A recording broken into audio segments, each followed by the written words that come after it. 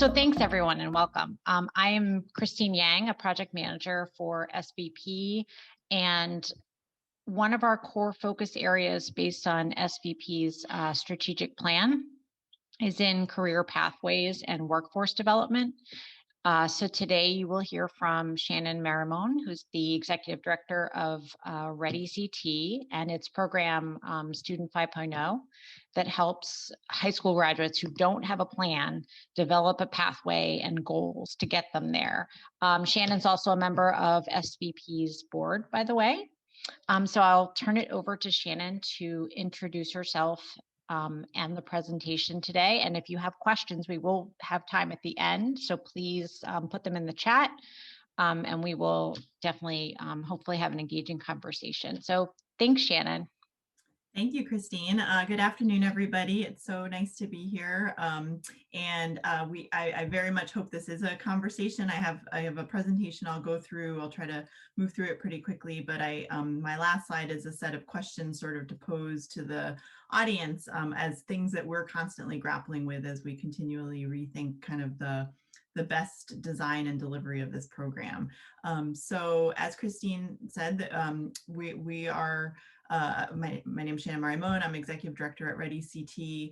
I'm going to share my screen. I think this should work. Can everybody see that? Okay, great. So objectives of the presentation for today, we really just want to provide a quick overview on what ReadyCT is as an organization, then go over specifically the history of Student 5.0 as a program, and then talk about some of the core design elements of the program as it's been sort of refined over this past year. And then last is the conversation I'd love to engage in around continuous improvement. So ReadyCT, we're a statewide nonprofit. We're actually the result of two nonprofits that merged together about 2.5 years ago. One that was solely focused on policy advocacy as it pertains to narrowing and closing the achievement and opportunity gaps in the K-12 space in Connecticut. And then the other nonprofit, which was more of an education and workforce development on the ground technical assistance provider. So 2.5 years ago, the two organizations merged together and rebranded as ReadyCT. We still work at the statewide level, and we are still very much focused on K-12 education, but very much insofar as it intersects with the space of workforce and how we ensure that there's better alignment between our educational systems and the world of work so that we can set students up for success when they graduate from our K-12 system.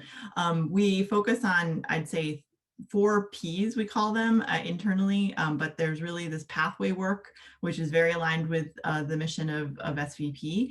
We've been really heavily emphasizing career pathway programming and thinking about connections to work-based learning and alignment with high demand, high growth industry areas. So we've been building that out. I'll talk about that in just a minute a bit more.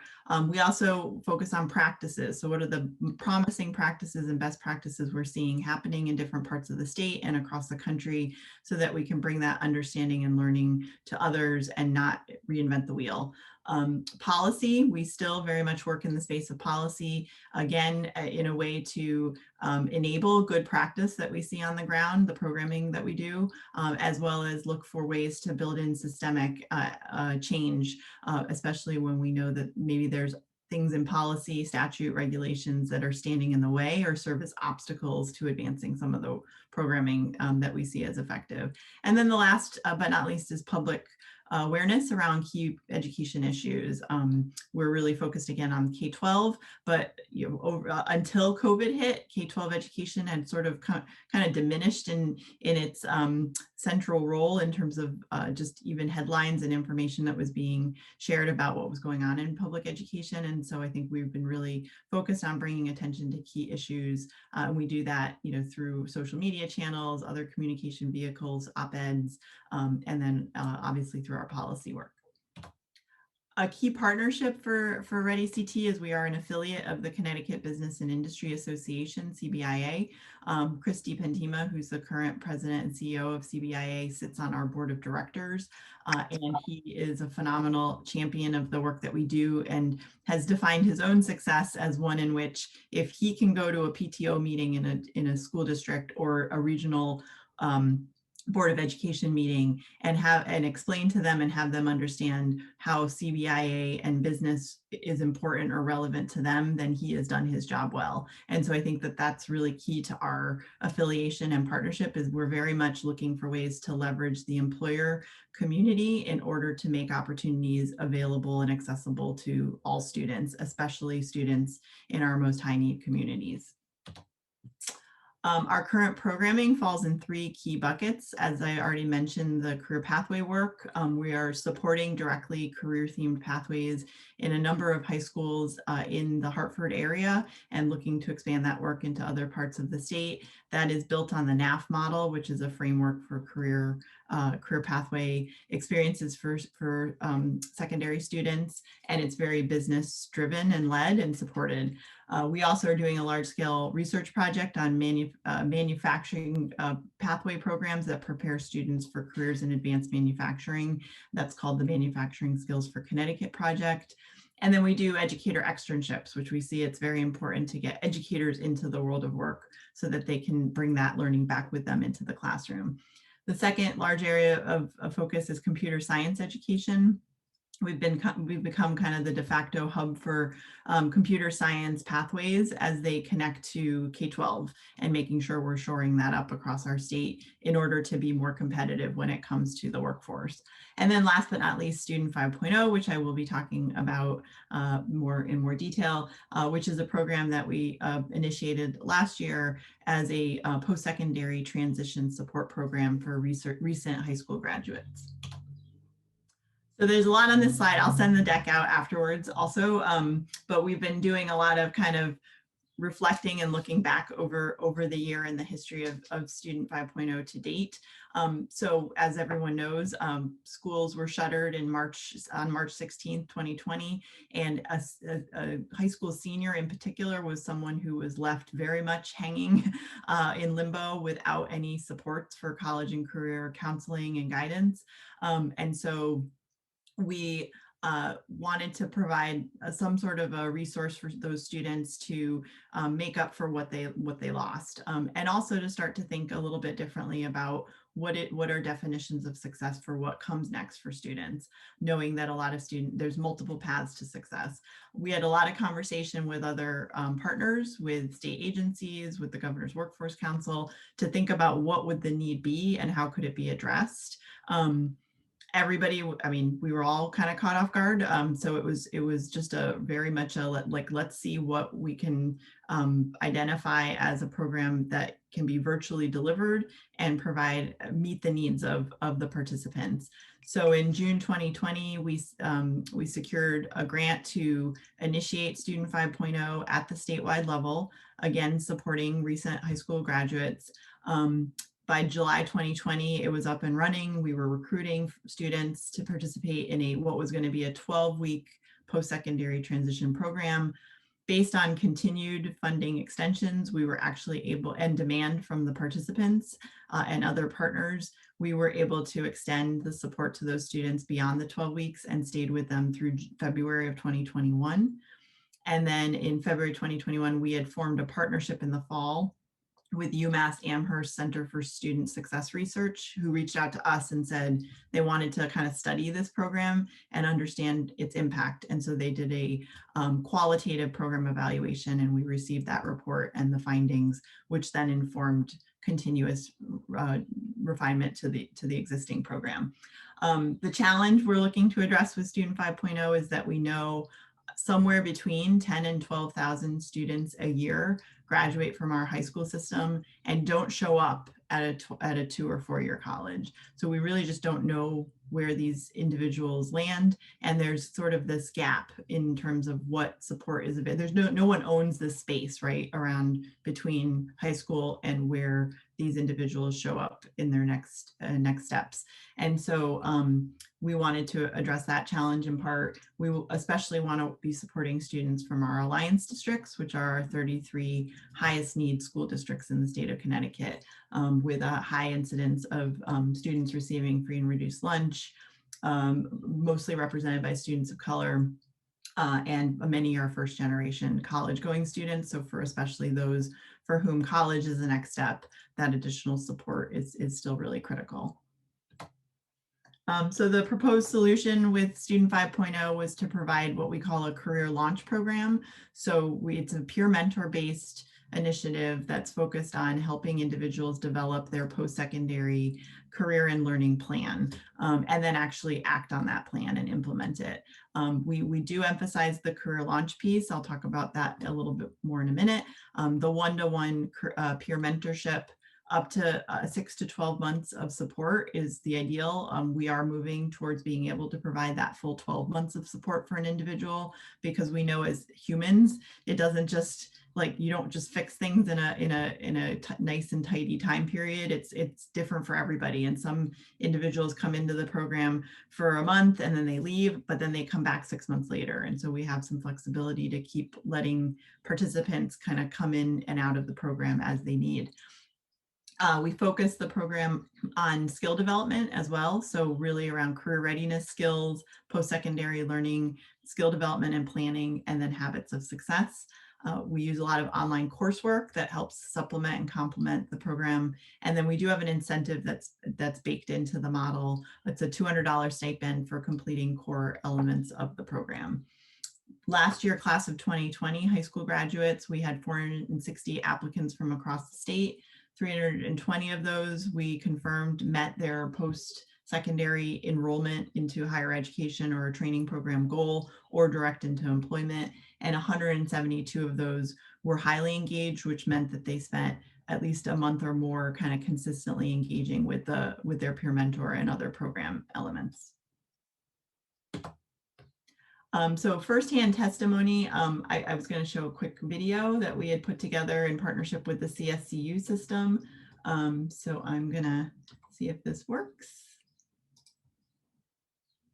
ReadyCT opportunity. I thought of my young self back when I was attending high school, had just moved into the country, no support from family, being the first gen attending college, a lot of lessons learned, a lot of mistakes made. I wanted to help others and make sure they didn't go through the same things I did. My peer mentor helped me with my financial aid by going over what websites I needed to go to, what important documents I needed, and also went over important information that I didn't know beforehand. Even now that I'm taking a break from school, my peer mentor and I work together to find programs and jobs that will help strengthen my resume. I became a peer mentor because I wanted to help my mentees talk about mental health issues that really aren't talked about on college campuses. The weekly Zoom meetings have played a key role in maintaining my emotional health, especially during the pandemic, because week after week, my peer mentor allows me to express myself, express my emotions, and she really reminds me that I'm not alone. My relationship with my peer mentor had a positive impact on me. Before I started school, me and my peer mentor created a routine that will help me finish my work in time. My relationship with my peer mentor, I would say, had a pretty good effect on me. We still talk even now. I can say that I have a good friend through our program. These high school students are experiencing something that we've never had to go through. And along with the educational disparities, they're also missing that social and emotional component that us mentors can help provide. And also just be a coach, be a cheerleader, be a support system, all of those things as they step into, these scary territories in their lives, right? This uncertain time, they need that support. It was really helpful that the CSCU system pulled that together with us. Their Persian expertise was invaluable, and I think it does help kind of give the real life kind of perspective of the participants of the program. Just really quickly, the objective for Student 5.0 I've already referenced is really about providing this peer mentor driven and based support to help individuals figure out that post-secondary career and learning plan, and then help them with the next steps towards implementation. We have the goal of ensuring that within the period of the program that the individuals have met at least a short-term goal of enrollment and or placement within an employment opportunity or both, that they then, we can continue to stay with them again up through the 12-month duration of the program. We're really trying to come at this from a lens of a career launch. So knowing that all graduates of high school are moving towards career, it may be sooner than later for some, but we want to make sure that we're really emphasizing that there's multiple paths to getting to that career, and it's not a college or bust kind of mentality. And so we very much prepare the peer mentors in order to help guide the participants in terms of what is it they want to do career-wise, and then that will drive the continued education that the individual will pursue. It also sort of levels the playing field to say that there's no one path that's better than the other. That's obviously a huge narrative shift, and we've got to keep working on that in a lot of different venues, but it's something that we're really trying to emphasize. And then it really does re-engage or try in every way possible to re-engage the most disengaged and disconnected individuals who were left at the end of especially COVID, but even in this past year, knowing that COVID dramatically affected the senior year class of 2021, probably even more than 2020, because it was the entire year that was disrupted. So how do we reconnect and re-engage with those students?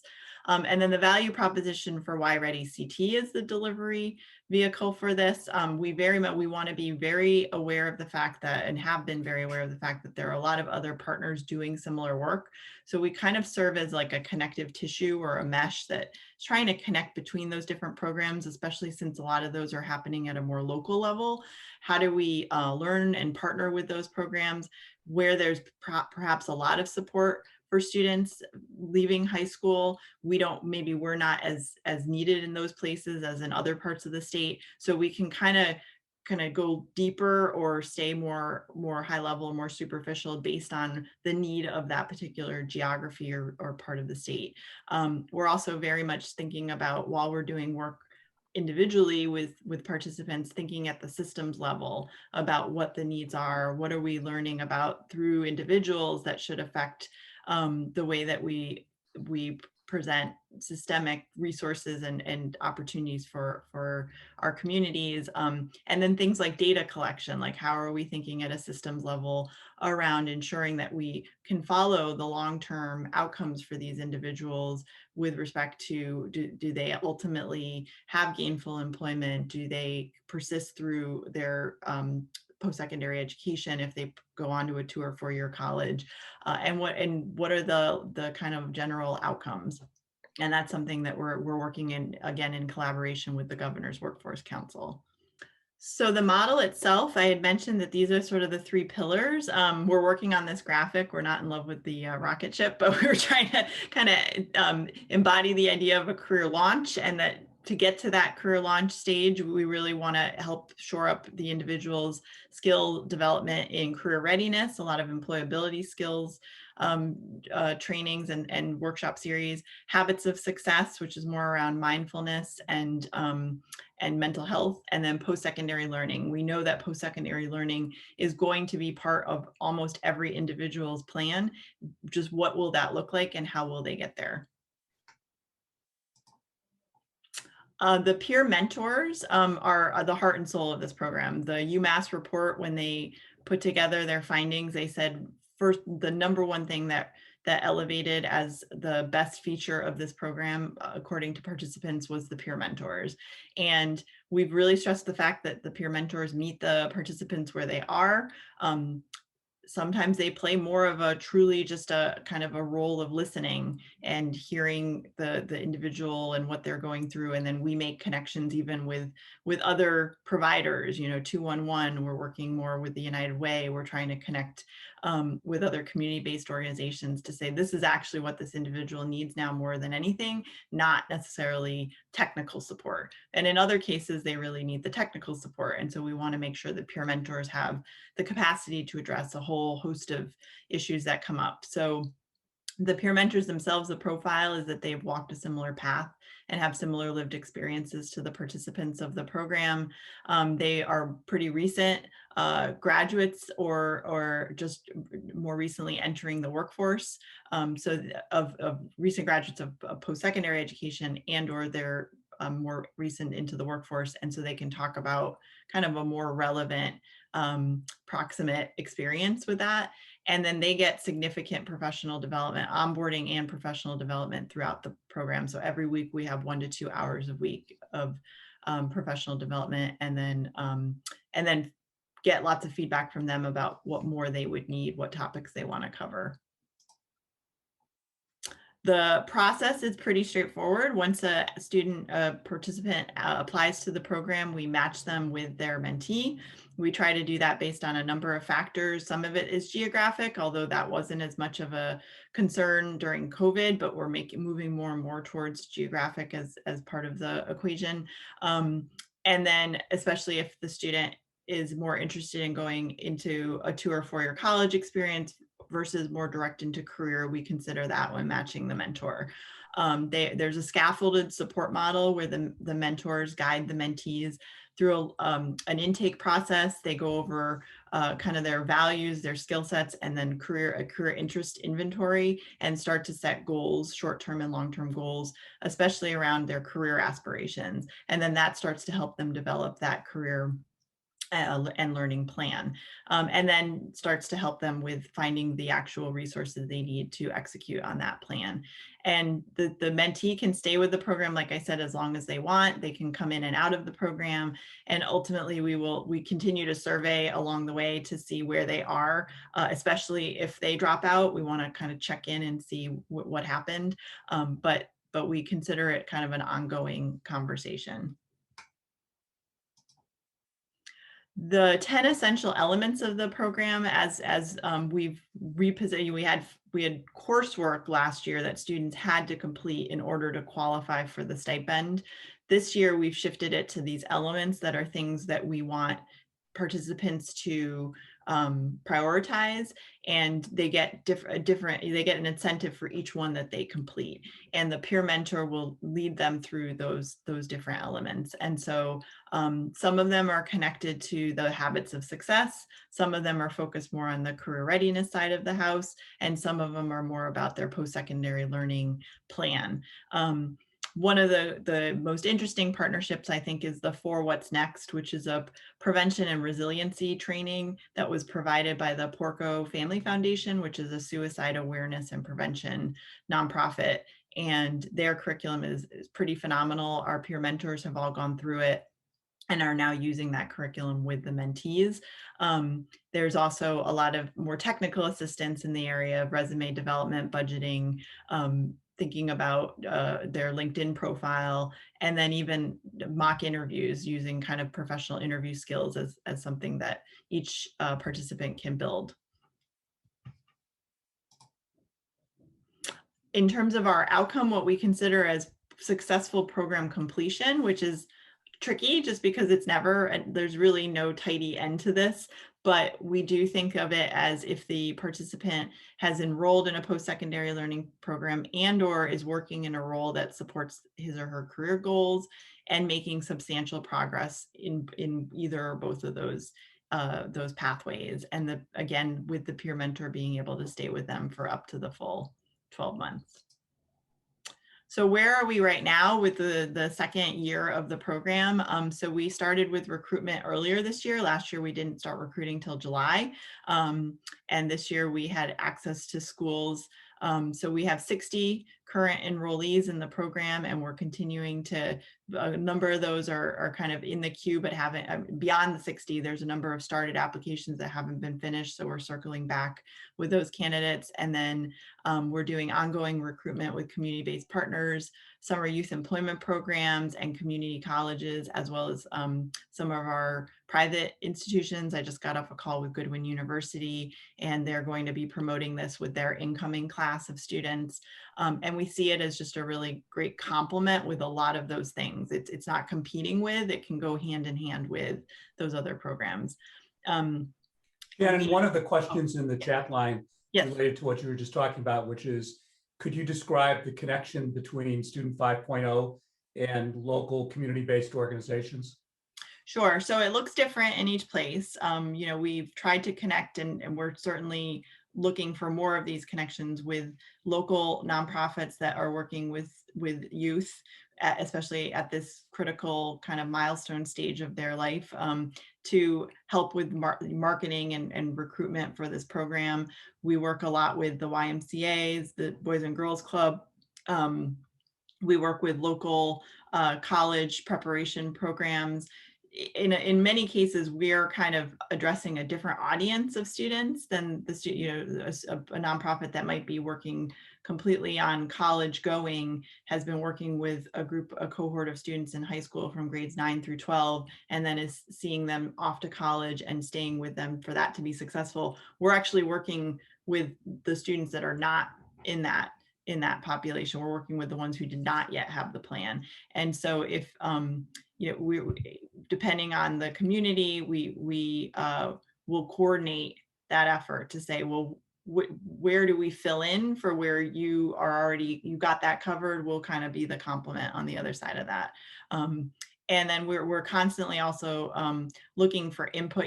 If we can form more formal partnerships with community-based partners, we'd love to think about that. We haven't had, Mark knows this, we put into our original proposal the idea that we could provide some sort of kind of stipend for community-based partners so that we had a more formal relationship. The funding hasn't allowed that yet, except that we have pending funding that if that comes through, that would be something we would love to stand up. Because we really, again, want to make this sort of this mesh network that connects across the state, and we also learn from each other and are, kind of have that best practices, promising practices mentality that we want to promote. We don't want to come in and reinvent the wheel, and we certainly don't want to come in and compete with an already effective program that's happening in a location. So the other thing we're finding this year that's very different is that there's, first of all, a lot more offerings available than last year. I think we were one of the kind of got something up and running pretty early on in the COVID pandemic. This year now there's a lot more, and with the stimulus dollars, there's obviously even more than that. So we're really trying to partner again to show that this can go hand in hand with other offerings and opportunities that a recent graduate might be participating in. There's also a lot of competition with the workforce right now, which is interesting, where students are feeling like I'm taking this great job opportunity. The signing bonuses are too good to pass up. There are places paying $20 an hour that again, we want to say, well, this could help you. We could work with you. Your peer mentor could coach you and provide you with moral support as you start that new job, but which is sort of kind of cutting through all the noise. We are looking for some interesting recruitment opportunities through employers. We have a newer partnership we're forming with Amazon has reached out. We're still kind of like figuring out what that would look like. And then we're talking to a lot of manufacturers in particular, because they have a huge need right now. And then we want to make sure we're, again, not competing, but collaborating with other community-based programs. And then these are just, the last slide is questions for consideration. These are the things that we are grappling with internally as a team. What are some additional recruitment channels we haven't yet considered? We have a pretty modest right now marketing budget, but again, like if we are able to expand that, where would we maybe want to put that effort? How do we keep increasing the conversion rates from when this applicant puts in their application, which is not a insignificant application. It takes a lot of time to fill it out, but we do have a number of individuals who complete the application and then we never hear from them again. So how do we ensure that conversion? What are some alternative incentive structures that we might want to consider? We are 100% virtual as a program right now. The peer mentors are engaging all virtually, but we are considering a move towards some hybrid delivery where we allow for some optional in-person gatherings and exchanges. And then do we want to focus on just solely the class of 2021, or do we want to open up for opportunities for graduates from other classes? We're actually now getting class of 2020 graduates asking if they can join the program now. And then how and when do we begin the work for the class of 2022, which is probably getting a little bit ahead of ourselves, but it's just something we're also just thinking as we plan ahead for design and delivery. So Shannon, do you want to talk about quickly the scaling potential as the what, you know, and the timing I know is a little bit uncertain, you know, as to exact moment when you'll get that, but it's pretty clear you're going to be getting some of the recovery, some of the stimulus money to expand the program. So what kind of scale are you kind of like looking at here? So we're really emphasizing the career readiness side of the program and thinking about how we partner with sector-based training programs, credentialing programs, boot camps, so that there's a really direct connect between the participants in this program and those opportunities.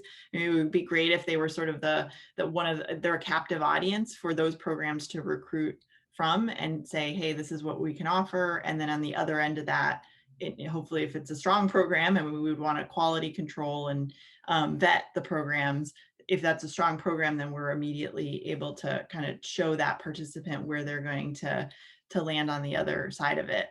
So that's something we would love to plug into.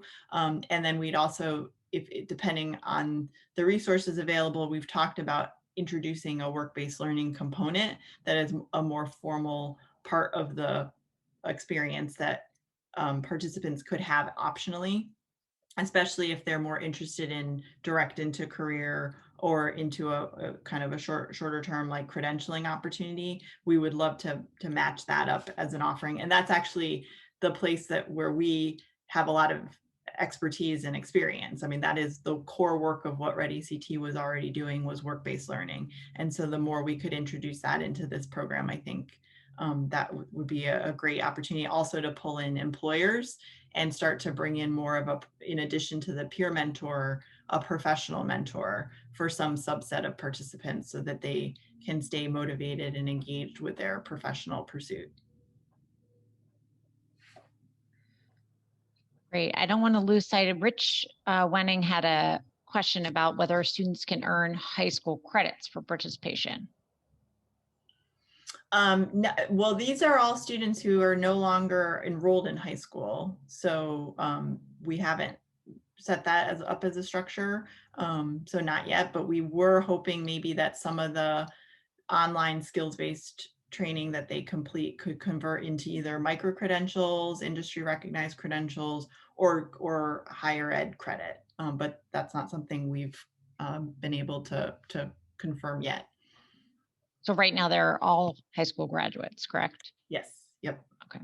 Which is the question about the class of 2022. Should we be starting with the students even sooner? But it's a question of where we put the resources, and that's a little tricky because I think we'd rather extend with the individual post-graduation when they don't have those supports anymore than while they're still within the high school system.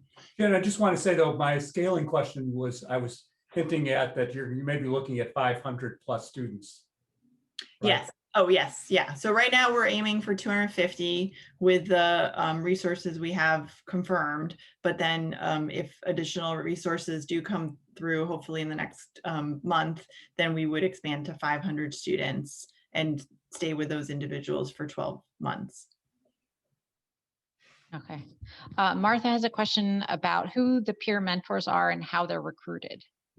Yeah, so the peer mentors are recruited through various channels. We actually worked with community-based partners to identify a number of the peer mentors, and also posted on a number of job site boards. We do pay the peer mentors an hourly rate. And the profile tends to be individuals who have recently graduated from a 2 or 4 year program themselves, or have more recently entered the workforce. And they are typically individuals who have a similar lived experience to the participants we serve. We recruited I think every peer mentor attended high school in one of the Alliance districts. And then James is asking where you've had success in recruiting students. So direct through the high school system has been great, especially through counselors. If we can get to a room full of school counselors, we're golden. We've had meetings on Zoom where we have the whole counseling team all together, and then they immediately go out and identify students they know could use this support. It's hard now and this is what happened last year. We started recruiting once school had ended for the year. So it's a lot harder to get a hold of the high school staff, but we still work through the school district, and they still continue to provide referrals. They still feel, an obligation and a commitment to those individuals that have graduated. And then we work really closely with the CSCU system. That was our biggest source of recruitment last year, was identifying individuals who had started the application process to apply to one of the community colleges, but hadn't finished it. So they were just kind of on pause mode. And we reached out to that population of individuals and recruited probably about 50% of our participants last year came from that pool. And then once we help those individuals either cross the finish line for enrollment or decide to go a different path, we then stayed with them to make sure that they persisted in what they were pursuing. We also do a lot of social media through our own channels and partner channels. And then we work through some of the community-based organizations to recruit through their newsletters, do present webinars if they give us an audience, things like that. We've been talking about connecting with the library systems, and then also the summer youth employment programs, because those are bigger than ever this summer. I think they all got more funding than ever to add participants. And so again, this could be a great companion program for recent graduates who are doing the summer youth employment program. So Faith is asking, Shannon, if you're familiar with the work that Bridgeport is facilitating through MDRC for the class of 2020 and 2021. And maybe Faith wants to explain a little bit. Yeah. Well, I asked that question because you talked about specifically 2020, and that's when some of your work got started.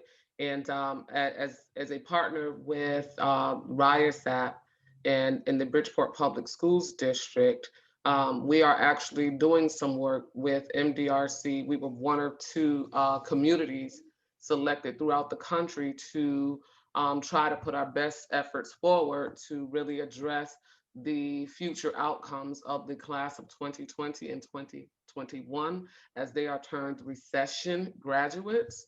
So, just hearing all of this stuff and a couple of the comments or questions that I put in the chat here was, as I'm hearing stuff, and it sounds a little identical to efforts that are currently underway, but Bridgeport seems to be disconnected from the larger piece because you're doing some statewide stuff, and there are several community-based organizations that are connected, trying to figure out how do we not, as you indicated, duplicate services or feel like we're competing, or there are other, there's too many students out here that need the help, but I don't want to also find ourselves in a predicament where we're tripping over each other because we're not effectively communicating, or we're still maintaining that kind of top-down approach where, there was some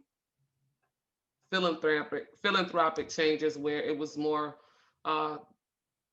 what is the community doing? Let's go start there, not from this, kind of 20,000 foot view. So that's why I asked, because there's a lot of work going on in districts, and you're doing a lot of work, but I don't know how connected we are to Yeah, no, I would love to connect more. I mean, Bridgeport was, we had the top 5 districts represented last year. Bridgeport was in I think number 3. So Bridgeport definitely, we had some traction, interest there, but I don't know that we always found the best channels for communication. We worked with the assistant superintendent most directly, and actually have been working with him again more recently, but maybe we could connect and see if there, I mean, it just depends on the community. I used to work for the State Department of Education. I know a lot of our school systems pretty well, and a lot of although there's always, turnover, there's some I know better than others for sure. And I think like navigating that is the hardest part of this work, and then making sure you're not, stepping on toes or doing something that is redundant. So if we could coordinate, I would really welcome that. Great. So Martha Minter was asking about what some of the barriers are for the recent grads as to why they're not completing the program. There's a lot of, and we have some survey results where we're constantly sort of aggregating, because we're asking those who've dropped out of the program to give us some exit feedback. Not all complete that because they really have exited and aren't going to be responsive. But the most part, I think it's a feeling of trying to juggle too many things. It can start to feel like if it's not serving them well anymore, then this isn't another thing that they need on their plate. The thing I think it conflicts with the most are students who are going, or participants who are going direct into a job or a number of jobs, and feeling like that's got to be their priority. And then other life circumstances that come up. And we had the whole range of experiences with participants who were experiencing homelessness, lost access to Wi-Fi, lost access to other resources that would just let them stay connected on a regular basis. Although I'd say for the most part, that was the less of a concern. We wondered whether we were going to need to provide Wi-Fi and devices for participants, and for the most part we found that they didn't need that on the whole. And then a lot of family challenges that were coming up in terms of needing to care for other family members, and this past year too, I think just grief and mental health has been an issue, which I was just talking to the person at Goodwin, was saying, like, it's hard sometimes when a mentor would be something that's so, like, could be the best thing for a person, but they have to let you in the first place. And I think that, so we try to kind of just get in the door and like get the peer mentor talking to the individual, and then show them compelling reasons why they should kind of stick around, like stay the course. But there's a whole host of reasons why, or obstacles that have come up.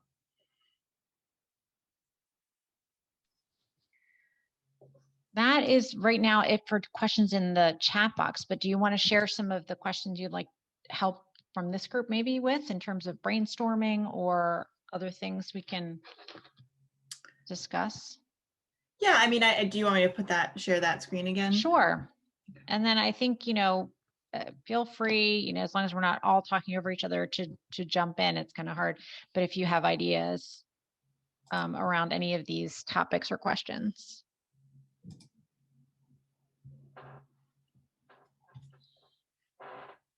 So the first one being recruitment channels, because getting from, your 60 students to possibly 500, any ideas from this group around, recruitment ideas that they may not have considered yet?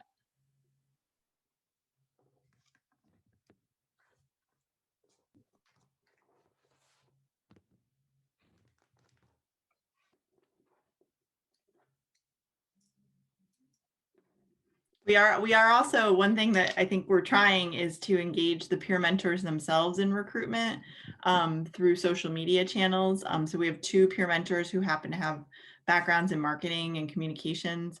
So they're helping us produce flyers and materials that are more kind of appealing to a younger audience. We know that we probably don't always have the most hip and kind of appealing design aesthetic. And then also they're going to be accessing our social media. They're going to be providing content for our social media channels. And they've strongly advised that we add TikTok to our repertoire. So we're learning that, but they would develop the video footage and do the posting.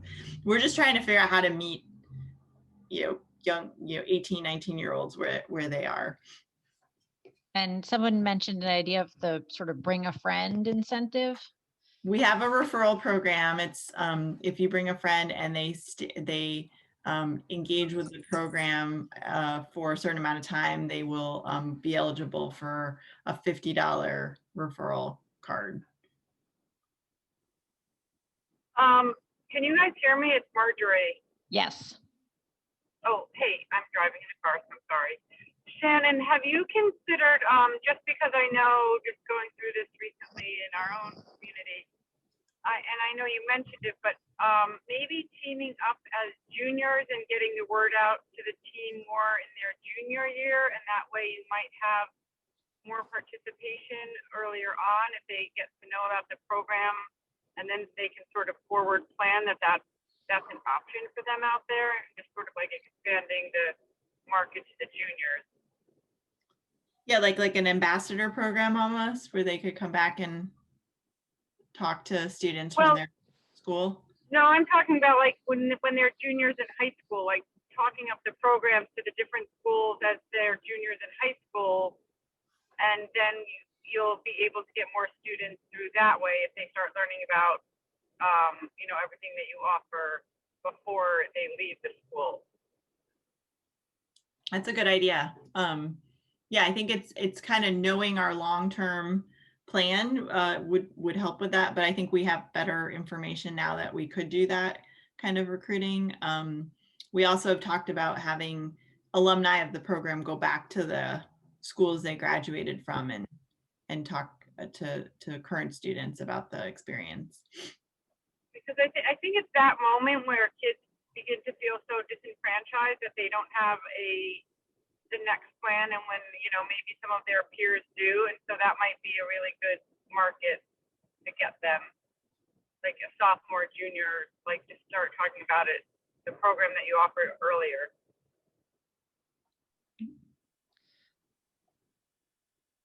Thanks, Marjorie. And then another idea around engaging parents of these students. Yeah, so we have done some of that as well.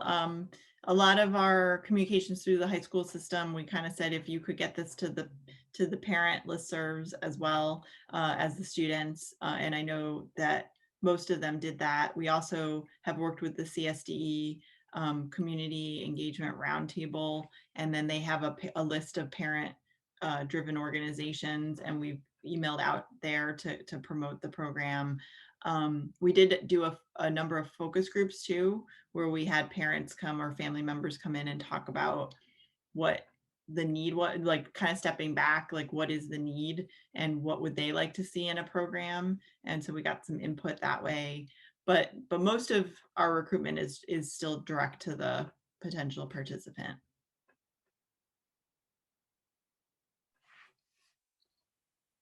Will you be recruiting additional peer mentors as well?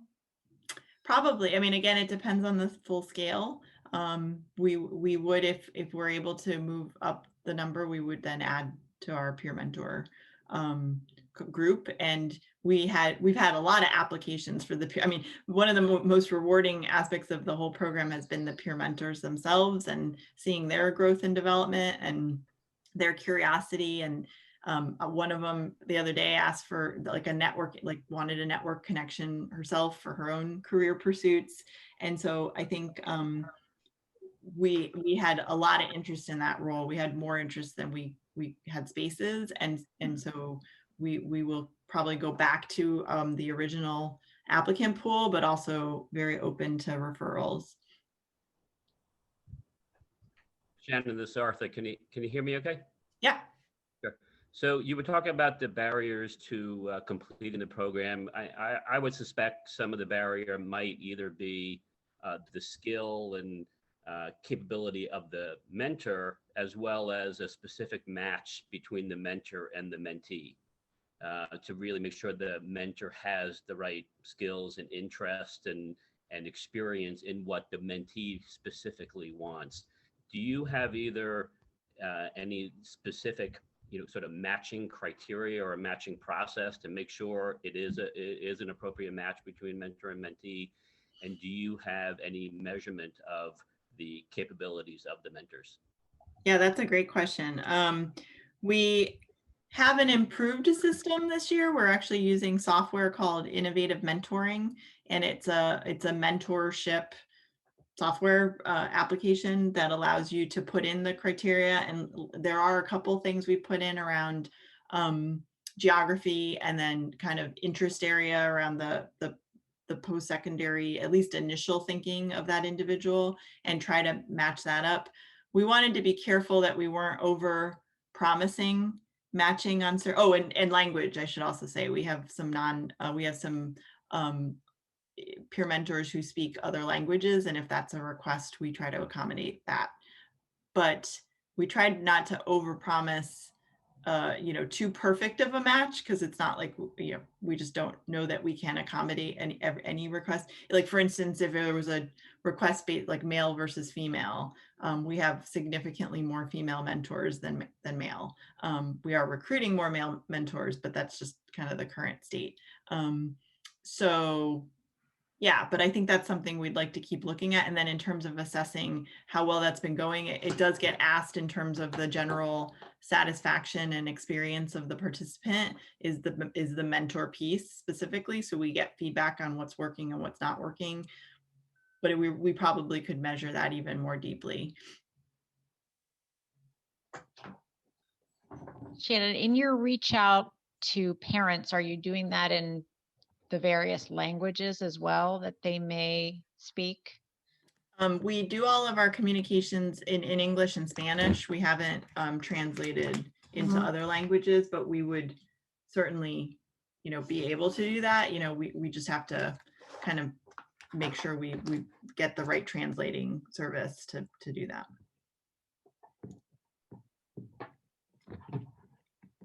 Got it. So Faith is suggesting that Mentor Core is another tool that matches youths with a peer. Is that like a tool, like or a nonprofit? Is it? Faith, is it a tool or a nonprofit? Mentor Core is actually a platform, so that's why I said tool. Okay. It's a platform that's actually supported through mentor.org, the National Mentoring Organization. And I believe that the GPP, or the Governor's Prevention Partnership, could probably give you some additional information about it, because that's a tool that they use. It's an annual subscription, if you will, but it allows for your mentors and your mentees to both apply through that platform. But like you talked about, understanding what might be the language challenges, if there are any. What are the career pathways? What are the interests? So that way you'll get kind of like a readout of, this is the mentor, this is the student, and how could it be a best fit? So we used to use that platform, but we're a small agency in one community, so it was difficult to pay almost $1,000 a year. Yeah, there's a lot of those tools now, like coming out of the woodwork, and we did a lot of research on the different ones and just a lot in like pricing considerations as well. The one we went with is we're working with the Governor's Prevention Partnership. And okay, so you are working with Roland and Aristide. Yeah, and I think they're using this tool now. Now that we've bought the licenses, we're seeing, it's not perfect. We wish there was some functionality it had that it doesn't, but it's better than what last year we did everything managed in a spreadsheet that we were managing. So this is makes a huge difference to have this tool. You can spend half your time doing the mentor-mentee matches. Exactly. An interesting thought, though, I just had that with Faith's program and many other CBOs and the work Shannon ReadyCT is doing, with Student 5.0, that I'm wondering if for the class of 22, there might be kind of an opportunity to kind of, partner with the aligned school districts and the CBOs that are already in those communities, and really try to figure out how we can almost guarantee every high school senior a mentor. So, and it may come from kind of a CBO, it may come from a statewide organization, whatever, but really take a very organized approach pretty early. For all I know, there may be districts that have already accomplished that, but I imagine most have not. And that could be a really, especially with a lot of the money that school districts have gotten from the kind of stimulus money, this might be kind of there may be an opportunity this coming school year to really take a more aggressive approach in this area. I don't know what you think about that, Faith or Shannon. I think that's a great idea. I think, and I was going to talk about this for the next bullet point because I've been over here kicking thoughts around, but that would be a phenomenal idea to really already have a plan for the class of 2022. However, as we've all been doing this work for a number of years, our biggest challenge in anything that we do is sustainability. So if you start with the class of 2022, and Shannon and I spoke, and I think, Mark, you were part of that conversation as well.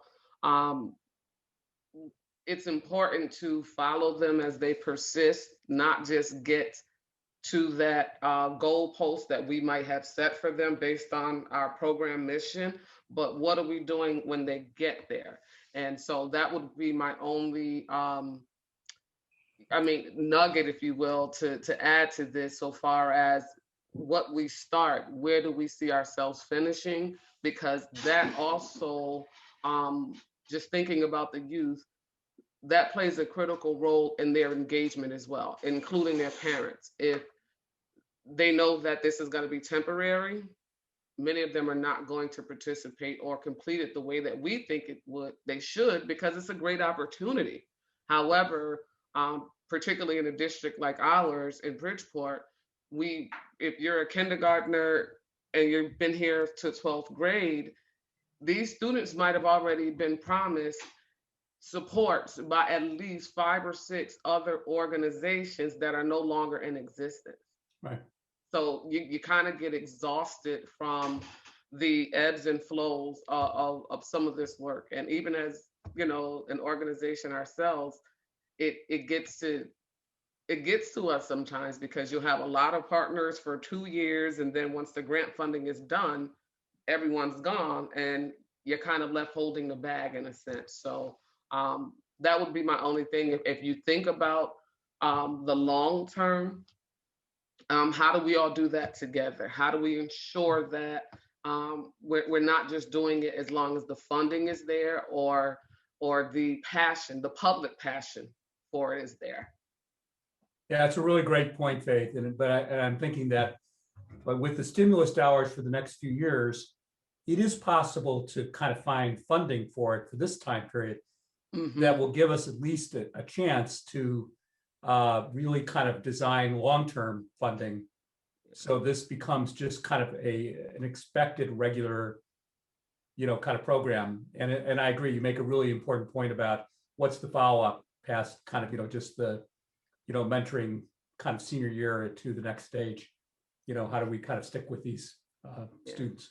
That actually one of my questions in the initial presentation, because it's great to sort of get the students to a certain point where they are either have gotten some job that is is moving them somewhere, or they have gone into community college or other post-secondary education. But everything that you read, particularly for first generation students, et cetera, is the amount of support that they need when they get there. Now, some of the community colleges, Naugatuck Valley, which I'm most familiar with, has some programs, but really this, you know, sort of moving them into that and getting them really settled in school or in this original job or whatever, I think that that's really a critical period. So I don't quite, you know, I don't know how, if that's been thought about. Obviously, you're just at the end of the first group, but I think that could be almost the hardest period for a lot of these students.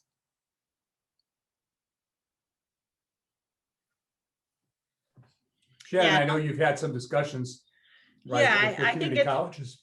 It's hard to say. I mean, I think it's just where you put the resources and like what window you move it to. And of course, ideally, we would want to have mentorship throughout all of high school and continue it into post-secondary. I just don't know where the resources for all of that would come from. I mean, we pay the mentors, so they're not voluntary, which helps with quality control. Like we can, you know, if someone's not working out and not holding up to their responsibilities as a mentor, then they'll be let go and we'll find a replacement.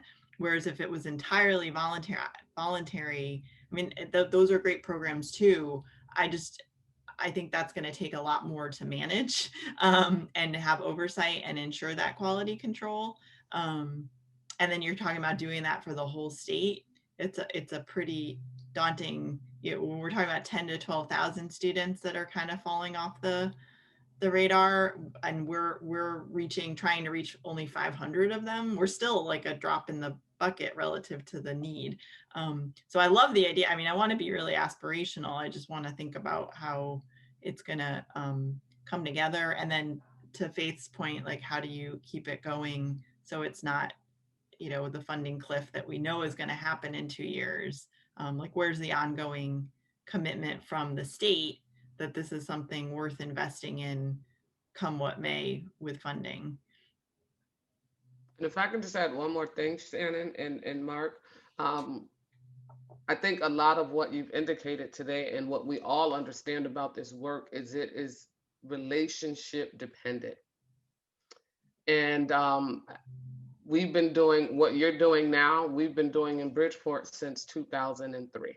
So far as mentoring them in high school, providing that additional resource or that gap for when they are trying to transition to post-secondary, whatever that may be, it's defined by that student. But we also have these supports in our college assistance program, which follows our students for no less than 6 years. So that is to talk about if they are having difficulties at their schools, is it social, emotional, financial, whatever it is, how do we support that? How do we intervene as well when necessary? But our biggest challenge, like most of the community-based organizations that are local, that are small, and that are building these relationships, their biggest challenge is funding.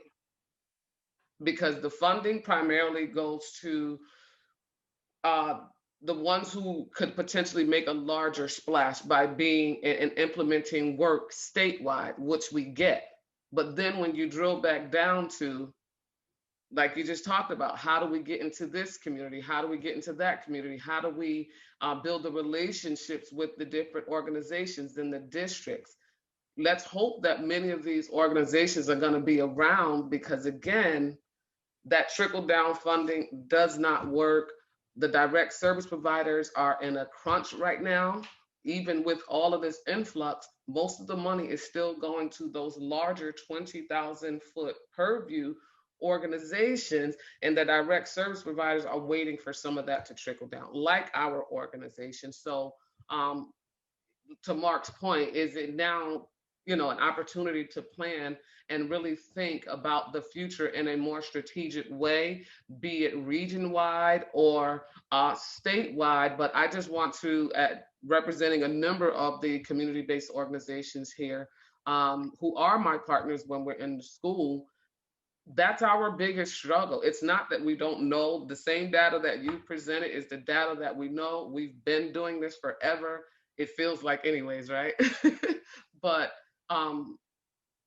some of the challenges that you may have are not the same ones that we have, and the ones that, you know, so vice versa. So if there's any way that we can really think about the systemic approach to this, coming from the State Department of Education, how do the smaller regional programs that don't have a statewide presence, how do they get the supports that they need? Not just, you know, coming to a meeting and speaking to others about their work, but how do they really get those critical resources that they need? So that way that takes another 1,000 off of that list of 10,000 that you shared with us that are disconnected. So as you can see, I'm very passionate about this work. No, that's great. Actually, you know, as we start to have some of those strategic discussions, I think it would be great to engage with you more on that, Faith. You know, as far as Student 5.0 goes and ideas. Stacy Goodwin is going to be leading our team. And I think I saw Scott Gentry and who else from our team was on here? I don't think Sylvia is on here, but we'll probably be adding maybe a few more as we get going. Right now, we're just in the planning stages of, you know, what they need this time. It'll be hopefully a lot more students. And so it's hopefully going to be expanding in a large way. And we as SVP, you know, are engaged to help with that effort. But I want to thank everyone for coming today, and especially for your participation and enthusiasm.